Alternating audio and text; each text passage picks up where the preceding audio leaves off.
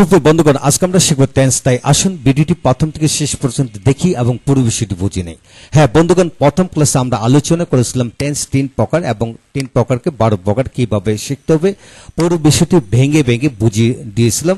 যারা এই ভিডিওটি দেখেনি তারা এই ভিডিওটি দেখেন। তারপর আজকে আমরা আলোচনা করব। মূল আলোচনা হলো যে অতি সহজে টেন্স মনে রাখার পদ্ধতি, সেই সকল বিষয়টি কেবল একবার দেখাতে কিন্তু সেটা বুঝতে পারবেন। হ্যাঁ বন্ধুগণ, তবে প্রথম ক্লাসটি অবশ্যই করবেন। প্রথম ক্লাসটি যদি আপনারা না দেখেন তাহলে এটা বুঝতে একটু কষ্টকর হবে।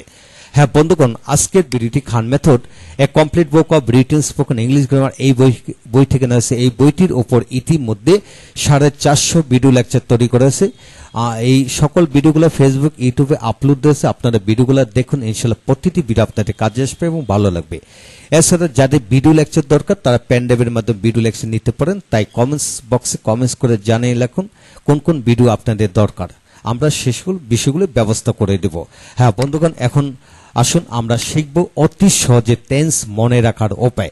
হ্যাঁ বন্ধুগণ, একটু লক্ষ্য করে আপনারা খেয়াল করেন যে প্রেজেন্ট ইনডিফিনিট টেন্স হচ্ছে বাংলা বাক্যের শেষের মূল শব্দের সাথে স ল ব, অর্থাৎ বাংলা অক্ষর কয়টি? 50টি। এর মধ্যে স ল ভ ছাড়া বাকি 47টি অক্ষর যুক্ত বাক্যকে প্রেজেন্ট ইনডিফিনিট টেন্স বুঝিয়ে দেবেন।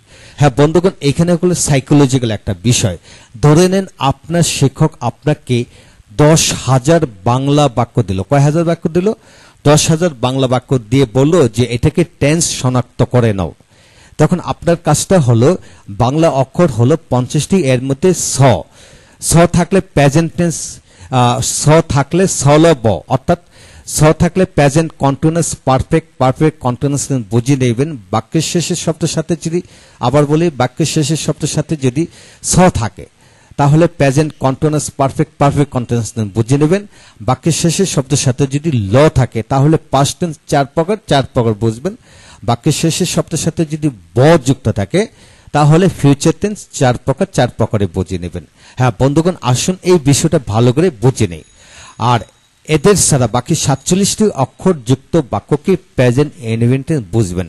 কিভাবে বুঝবেন? এক্সাম্পলগুলো লক্ষ্য করেন। যেমন আমি কাজটি করি মানে র আসতেছে। সে কলেজে যায়, এখানে অন্তস্থ আসতেছে। তারা বই পড়ে, ঢয় শোন আসতেছে। আমার নাম করিম, ম আসতেছে। কলমটির দাম 10 টাকা, এখানে কয়েকার কা আসতেছে। আমার একটি মোবাইল আছে, এখানে আছে স আসতেছে। আমার নাম সোহেল, এখানে ল আসতেছে। তো বন্ধুগণ, এই দুটি বাক্যের মধ্যে একটু বোঝার একটা বিষয় হলো, এখানে মূল শব্দ বলতে আছে বোঝানো হলো, এখানে মূল শব্দ বলতে সোহেলকে বোঝানো হলো। তো বন্ধুগণ, আমাদের মূল কথা হলো যে সকল বাক্যের শেষের শব্দের সাথে অর্থাৎ মূল শব্দের সাথে স যুক্ত থাকবে তাহলে ফিউচার প্রেজেন্ট টেন্সের প্রেজেন্ট ইনডিফিনিট টেন্স ছাড়া বাকি 3টি প্রকার ভেদে স যুক্ত থাকবে। আর পাস্ট টেন্সের ল 4 প্রকারে থাকবে, ফিউচার টেন্সের ভ 4 প্রকারে থাকবে। বিশ্বাস রাখুন, এটি সত্যি, এটি সত্য। হ্যাঁ, তা আমরা এখানে শিখে নিলাম যে মূল শব্দের সাথে যদি সল ব ছাড়া বাকি 47টি অক্ষর যুক্ত থাকে, এটা কিন্তু আছে মূল শব্দ। সোহেল একটা মূল শব্দ। মূল শব্দের সাথে যদি আরো অতিরিক্ত ল থাকে তাহলে কিন্তু ফিউচার বুঝবেন, আর ব যুক্ত থাকলে পাস্ট টেন্স বুঝবেন। এটি আপনার হলো মূল বিষয়। এখানে সাইকোলজি। তাই আপনাকে যদি 10,000 বাক্য দেওয়া হোক না কেন, আপনি শুধু খেয়াল করবেন স ল ব এই 3টাকে আলাদা করেন। স দিয়ে প্রেজেন্ট টেন্সের বাকি 3টা, ল দিয়ে পাস্ট টেন্সের 4টা, ব দিয়ে ফিউচার টেন্সের 4টা। এটা নিজেকে বুঝে দেন আর বাকি সবগুলা বাক্য প্রেজেন্ট ইনডিফিনিট টেন্স বুঝে নিব। হ্যাঁ বন্ধুগণ, এখানে লক্ষ্য করুন, নোটটি একটু পড়ে নে, আর তো সহজ হবে। শুধু মনে রাখতে হবে যে মূল শব্দের সাথে অতিরিক্ত অক্ষর হিসেবে যদি স যুক্ত থাকলে present continuous, present perfect continuous tense বুঝবেন। আপনাকে যদি 1 লক্ষ present continuous perfect continuous tense বাক্য দেওয়া হোক না কেন, 1 লক্ষ বাক্যের মধ্যে আপনি নিশ্চিত স যুক্ত থাকবে। আর ল যুক্ত থাকলে পাস্ট টেন্স বুঝে নেবেন। আপনাকে যদি 1 লক্ষ পাস্ট টেন্স বাক্য দেওয়া হোক না কেন, প্রতিটি বাক্যের শেষেই কিন্তু ল যুক্ত থাকবে, অর্থাৎ মূল শব্দের সাথে কি ল যুক্ত থাকবে। এটি নিজেকে বুঝিয়ে দেন, তাহলে আপনি দ্রুত ইংরেজি এবং গ্রামার ইত্যাদি শিখতে পারবেন। এখন আসুন বযুক্ত থাকলে ফিউচার চার প্রকারে বুঝবেন। সেখানে যদি আপনাকে 1 লক্ষ ফিউচার টেন্সে বাক্য দেওয়া হোক না কেন, প্রতিটি বাক্যের শেষে বযুক্ত থাকবে। মনে রাখতে হবে ব ছাড়া কখনো ফিউচার টেন্স হয় না, ল ছাড়া কখনো পাস্ট টেন্স হয় না, আর স ছাড়া প্রেজেন্টের বাকি 3টা বাক্য হয় না, আর এই 3টি ছাড়া বাকি 47টি অক্ষরযুক্ত বাক্যকেই প্রেজেন্ট ইনডিফিনিট টেন্স বুঝে নেবেন। এটাই হলো আপনি নিজেকে নিজে বোঝান, তাহলে আপনি এগিয়ে গেলেন। এখন আসুন বাকি বিষয়গুলো আমরা এখানে পড়ে নেই, তাহলে পুরোটা বুঝে যাব। প্রেজেন্ট কন্টিনিউয়াস টেন্স, বাক্যের শেষের মূল শব্দের সাথে তে সিসোসিয়েশন যুক্ত থাকলেই প্রেজেন্ট কন্টিনিউয়াস টেন্স বুঝে নেবেন। হ্যাঁ বন্ধুগণ, লক্ষ্য করেন এখানে আমি কাজটি করিতেছি বা করতেছি, আমি কাজটি কি করতেছি বা করিতেছি। সেই ইংরেজি পড়তেছে, তুমি কলেজে যাইতেছো, আপনি ইংরেজি পড়াইতেছেন বা পড়াচ্ছেন, সে ধ্বনি হচ্ছে বা হইতেছে, সেই কলেজে যাচ্ছে বা যাইতেছে। বন্ধুগণ, প্রতিটা বাক্যের শেষে কিন্তু তে আসতেছে, তে সি সসেশন থাকবে। তো বন্ধুগণ, মূল কথা হলো সযুক্ত থাকবে। আপনাকে যদি 1 লক্ষ present perfect present continuous tense বাক্য দেওয়া হোক না কেন, প্রতিটা বাক্যের মধ্যে ধরে নেন আপনাকে আপনার শিক্ষক প্রেজেন্ট কন্টিনিউয়াস টেন্সের 1 লক্ষ বাক্য দেওয়া হলো, আপনি শুধু লক্ষ্য করবেন প্রতিটা বাক্যের শেষে তে সি সসেশন যুক্ত থাকবে। এটি সত্যি, এটি সত্য, জাস্ট আপনি নিজেকে বুঝিয়ে দেন। শুধু মনে রাখতে হবে যে যেভাবে বাক্য লেখা কিংবা বলা হোক না কেন, তে সি সসেশন ছাড়া অন্য কোনো অক্ষরে কন্টিনিউয়াস টেন্স হয় না। এটা আপনাকে নিজেকে বুঝিয়ে দেন। ইনশাল্লাহ এইভাবে শিখুন, নিজের মধ্যে একটা বিশ্বাস স্থাপন করবেন, তাহলে আপনার মেমোরি আপনার হয়ে কাজ করবে। হ্যাঁ বন্ধুগণ, এখন আসেন পারফেক্ট টেন্স। বাক্যের শেষের মূল শব্দের সাথে ইয়া সিসোসিয়েশন যুক্ত থাকলে প্রেজেন্ট পারফেক্ট টেন্স বুঝে নেবেন, প্রেজেন্ট পারফেক্ট টেন্স বুঝে নেবেন। তো লক্ষ্য করেন বন্ধুগণ, আমি কাজটি কি করেছি, আমি কাজটি করেছি বা করিয়াছি। সে টাকা গিয়েছে বা গিয়েছে, আপনি বেশ সুন্দর হয়েছেন, তার কাছে এখনো অনেকগুলি টাকা রয়েছে, তোমার লেখা বেশ ভালো হয়েছে। বন্ধুগণ, আপনাকে যদি প্রেজেন্ট পারফেক্ট টেন্সের 1 লক্ষ বাক্য দেওয়া হোক না কেন, প্রতিটি বাক্যের শেষে আপনি লক্ষ্য করবেন সি সসেশন, এর আগে ইয়া সি সসেশন যুক্ত থাকবে।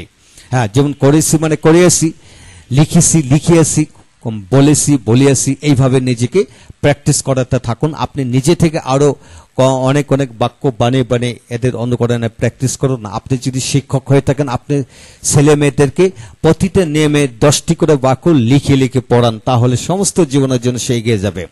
কোন শর্টকাট ওয়েতে জীবনে এগিয়ে যাওয়া যায় না, তাই নট শর্টকাট, যা বোঝাবেন ভেঙে বুঝে বোঝাবেন এবং তাদের মধ্যে বিশ্বাস স্থাপন করাবেন। যে বিশ্বাস যদি স্থাপন না হয়, তাহলে মেমোরি কখনো কাজ করে না, এটি মনে রাখতে হবে।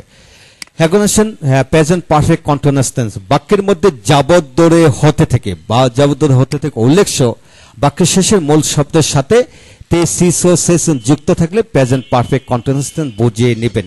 হ্যাঁ বন্ধুগণ, ধরে নেন আপনাকে আপনার শিক্ষক প্রেজেন্ট পারফেক্ট কন্টিনিউয়াস টেন্সে 1 লক্ষ বাক্য দেওয়া হলো। প্রতিটি বাক্যের গঠন প্রণালী হলো এইভাবে, যেন আমি 2 দিন ধরে কাজটি করতেছি বা করিতেছি, তারা কিছুদিন ধরে ইংরেজি পড়তেছে বা পড়িতেছে, সকাল থেকে বৃষ্টি হচ্ছে বা হইতেছে, আমরা 2016 সাল থেকে এই বাড়িতে বসবাস করতেছি বা করিতেছি। বন্ধুগণ, আপনাকে যদি 1 লক্ষ পারফেক্ট কন্টিনিউয়াস টেন্স বাক্য দেওয়া হোক না কেন, প্রতিটা বাক্যের নমুনা কিন্তু এটাই, এর বাইরে কোনো নমুনা পাবেন না। প্রতিটা বাক্যের মধ্যে যাবৎ ধরে হতে থেকে উল্লেখ থাকবে। এটি সত্যি, আপনি নিজেকে বুঝিয়ে দেন, হ্যাঁ এটি উল্লেখ থাকবেই। এখন আসুন পাস্ট ইনডিফিনিট টেন্স। বাক্যের শেষে মূল শব্দের সাথে ছিলেন যুক্ত থাকলে পাস্ট ইনডিফিনিট টেন্স বুঝিয়ে নেবেন। হ্যাঁ বন্ধুগণ, প্রতিটা বাক্যের শেষে ছিলাম ছাড়াও আমরা নর্মালি লাম কিংবা নাউন অ্যাডজেক্টিভের সাথে ছিলাম, অর্থাৎ মূল কথা হলো ছিলাম যুক্ত থাকলে past continuous past indefinite tense বুঝিয়ে নেবেন। আপনাকে যদি 1 লক্ষ পাস্ট ইনডিফিনিট টেন্সের বাক্য দেওয়া হোক না কেন, প্রতিটি বাক্যের শেষে আপনি লক্ষ্য করবেন ল থাকবেই। ল থাকবে এক, আর এছাড়া ছিল, ছিলা, ছিলে, ছিলেন, ছিলাম এই জাতীয় শব্দ থাকবে, তাহলে পাস্ট ইনডিফিনিট বুঝিয়ে নেবেন এটি সত্যি। নিজেকে বিশ্বাস করে রাখুন, এটি সত্যি। আমি কাজটি করেছিলাম, সে ধনী লোক ছিল, তাদের একটি গাড়ি ছিল, তাদের বাড়িতে একটি গাড়ি ছিল, আমার বাবা একজন শিক্ষক ছিল বা ছিলেন। হ্যাঁ বন্ধুগণ, এই হলো মূল বিষয়।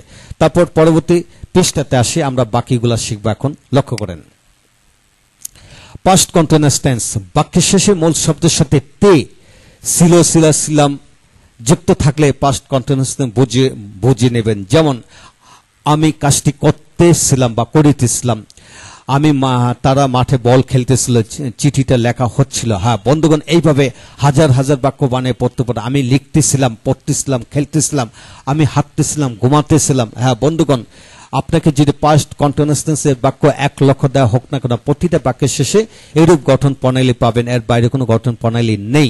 এটি বিশ্বাস করতে হবে যে এখানে মূল কথা হলো তে, ছিল, ছিলা, ছিলাম থাকলে পাস্ট কন্টিনিউয়াস টেন্স বুঝে নেব।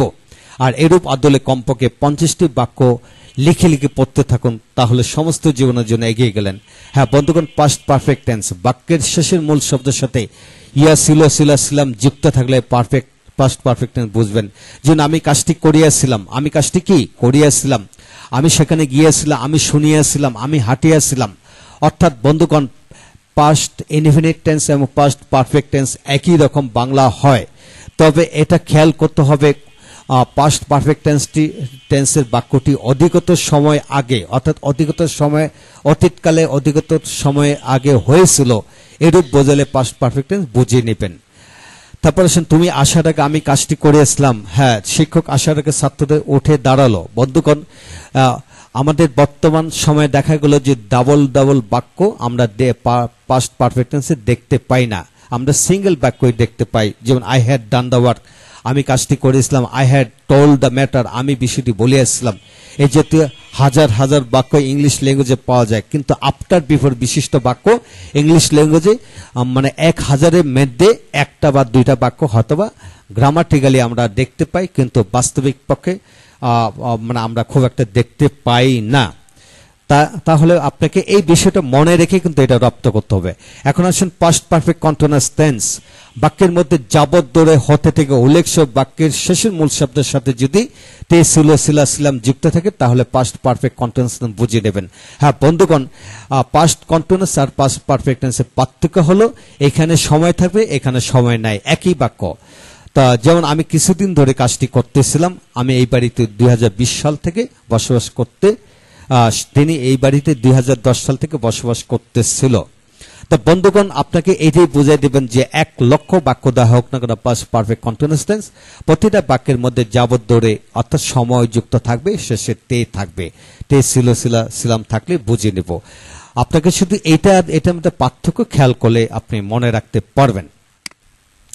এখন আসুন বন্ধুগণ, ফিউচার ইনডিফিনিট টেন্স আমরা বুঝবো। ফিউচার ইনডিফিনিট টেন্স লক্ষ্য করেন, বাক্যের শেষে মূল শব্দের সাথে ভবে বাবেন যুক্ত থাকলে ফিউচার ইনডিফিনিট টেন্স বুঝতে হবে, বুঝে নেবেন। হ্যাঁ বন্ধুগণ, আপনাকে 1 লক্ষ বাক্য দেওয়া হোক না কেন বা ইংলিশ বাংলা ল্যাঙ্গুয়েজে সকল indefinite tense, future indefinite tense বাক্য যদি আপনাকে দেওয়া হয়, প্রতিটা বাক্যের শেষে কিন্তু ব থাকবে। মূল কথা হলো ববে বাবেন থাকবেই, এটা আপনাকে নিজেকে বিশ্বাস করাতে হবে। তাই আসুন এক্সাম্পল, যেমন আমি কাজটি করব বা করিব, সে কলেজে যাইবে, তুমি অঙ্কটি করবা বা করিবা, আপনি কলেজে যাইবেন, সে ডাক্তার হইবে। প্রতিটা ক্ষেত্রে ববে বাবেনই থাকবে, এর বাইরে কিচ্ছু নেই। তাই ব মানে হলো ফিউচার ইনডিফিনিট টেন্স। এখন আসেন ফিউচার কন্টিনিউয়াস টেন্স বাক্যের শেষে মূল শব্দের সাথে তে থাকবেন বোঝালে ফিউচার কন্টিনিউয়াস টেন্স বুঝিয়ে নেবেন। যেমন আমি কাজটি করতে থাকবো বা করিতে থাকবো, সে কলেজে যাইতে থাকবে, আপনি ইংরেজি পড়াতে থাকবেন। বন্ধুগণ, লক্ষ লক্ষ বাক্য দেওয়া হোক না কেন ফিউচার কন্টিনিউয়াস টেন্সের প্রতিটা বাক্যের ফর্মুলা কিন্তু এটাই, এর বাইরে কিচ্ছু নেই। এটা আপনি নিজেকে বোঝাবেন, আর এইভাবে 50টি বাক্য বানিয়ে লিখে লিখে পড়তে থাকুন। এখন ফিউচার পারফেক্ট টেন্স বাক্যের শেষে মূল শব্দের সাথে ইয়া থাকবেন থাকলে ফিউচার পারফেক্ট টেন্স বুঝিয়ে নেবেন। যেমন আমি কাজটি করে থাকবো বা করিয়া থাকবো, তুমি যাওয়ার পর বইটি পড়ে মানে তুমি যাওয়ার পর সে বইটি পড়ে থাকবে বা পড়িয়া থাকবে। হ্যাঁ বন্ধুগণ, যে এখানে ইয়া থাকবেন বোঝাবে, সেখানে ফিউচার পারফেক্ট টেন্স বুঝিয়ে নেবেন। আপনাকে হাজার হাজার বাক্য দেওয়া হোক না কেন ফিউচার পারফেক্ট টেন্স এরূপ গঠনে বাক্য পাবেন, এর বাইরে কোনো গঠনে বাক্য নেই। এখন আসেন ফিউচার পারফেক্ট কন্টিনিউয়াস টেন্স, বাক্যের মধ্যে যাবত ধরে হতে থেকে উল্লেখ সহ শেষের শব্দের সাথে তে, থাকবো, থাকবা, থাকবেন যুক্ত থাকলে ফিউচার পারফেক্ট কন্টিনিউয়াস টেন্স বুঝিয়ে নেবেন। যেমন আমি 3 দিন ধরে কাজটি করতে থাকবো, 3 দিন ধরে কাজটি করতে থাকবো, আমি 2020 সাল থেকে এই কলেজে পড়াশোনা করতে থাকবে। তো বন্ধুগণ এখানে 2012 নয় 20 সাল বা 21 সাল এটা হবে, তারিখটা চেঞ্জ হবে। তো এখন আসুন তিনি আগামী সপ্তাহ থেকে 1 বছর যাবত এই অফিসে কাজ করিতে থাকবে। তো বন্ধুগণ আপনাকে হাজার হাজার বাক্য দেওয়া হোক না কেন, এরূপ জাতীয় বাক্যই ফিউচার পারফেক্ট কন্টেন্স বুঝিয়ে নেবেন।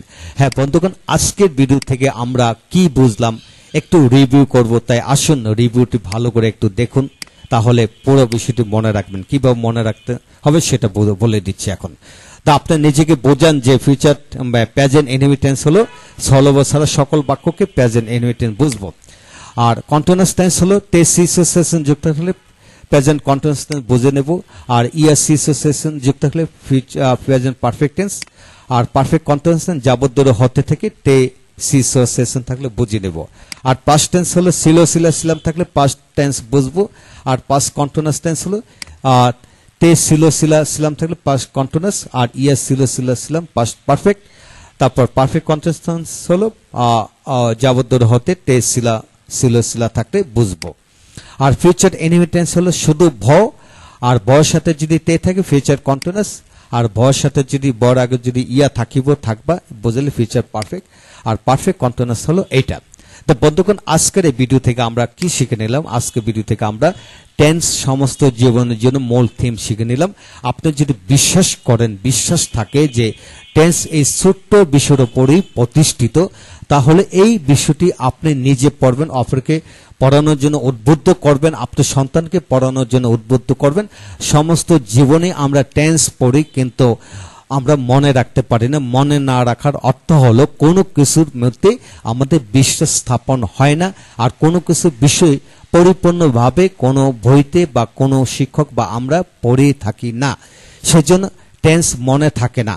তা আমি চ্যালেঞ্জ করে বলবো আপনার ভিডিওটা 2 থেকে 3 বার 4 বার পড়বেন এবং প্র্যাকটিস করবেন, মনে অজান্তে এগিয়ে যাবেন। হ্যাঁ বন্ধুগণ, পরবর্তী ভিডিওগুলো দেখুন, একে একে আমরা শিখে ফেলবো সবকিছু। Thank you very much.